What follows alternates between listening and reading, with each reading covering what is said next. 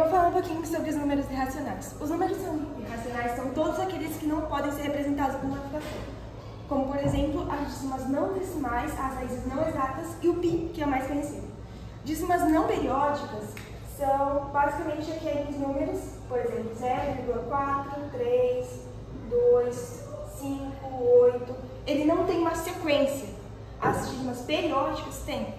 As raízes não exatas é a mesma coisa, ele não termina com um número exato, ou seja, raiz de 2 ou raiz de 3, que ao contrário da raiz de 9, eles não têm um número exato. Além do π, que como eu disse é o mais conhecido, que tem infinitas casas decimais em que não tem nenhuma ordem. Os números irracionais foram descobertos de uma maneira muito interessante. Eles foram descobertos pelos pitagóricos, porque ao tentar fazer a hipotenusa de um triângulo de 1 por 1, eles chegaram à raiz de 2. E eles ficaram intrigados, porque a raiz de 2 não pode ser colocada numa fração. E, por isso, eles precisaram criar um novo conjunto, os números irracionais. Uma coisa interessante é que, com isso, eles tiveram que criar outro conjunto também. Os números reais, que são os irracionais e os racionais juntos. E como que a gente faz operações com números irracionais? Bom, para a gente fazer só a subtração, não tem como fazer.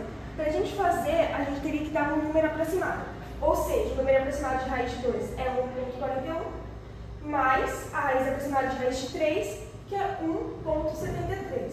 Só assim a gente poderia fazer a soma ou a subtração. Não tem como fazer ele sem o resultado exato. Já a multiplicação e divisão tem como fazer. Por exemplo, em raiz não exata, você só multiplica 2 vezes 3, a raiz de 6. E na divisão a mesma coisa. Raiz de 8 dividido por raiz de 2 igual a raiz de 4, que é um número racional, ou seja, ele tem resultado 2. Então, multiplicação e divisão você consegue fazer, sobre subtração não. Agora que já aprendemos um pouquinho sobre os números irracionais, eu vou passar duas questões para vocês. Vamos para a primeira questão. Sobre números irracionais, julgue as informações a seguir. 1. A divisão de dois números irracionais sempre será um número irracional. Como a gente pode ver, não é verdade. Por quê?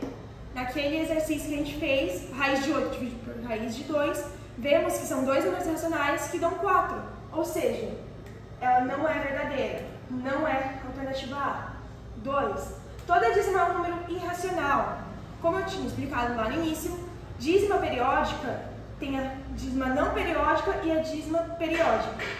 Ou seja, tem uma que é um número irracional e tem outras que não são. Ou seja, também é falsa.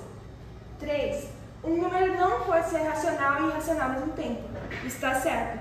Um número só pode ser ou racional ou irracional. Ou seja, é a alternativa C. Tá, agora vamos checar se você realmente entendeu. Vamos para a segunda e última questão. Observe os números a seguir.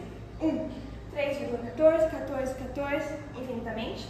2. 4,12, 34, 5, 10. 3, 2π. 4, 1,12, 3, 4, 9, 0, 9, 3, infinitamente, números aleatórios. Quais são os números irracionais? Vou te dar 5 segundos para você falar quais são os racionais.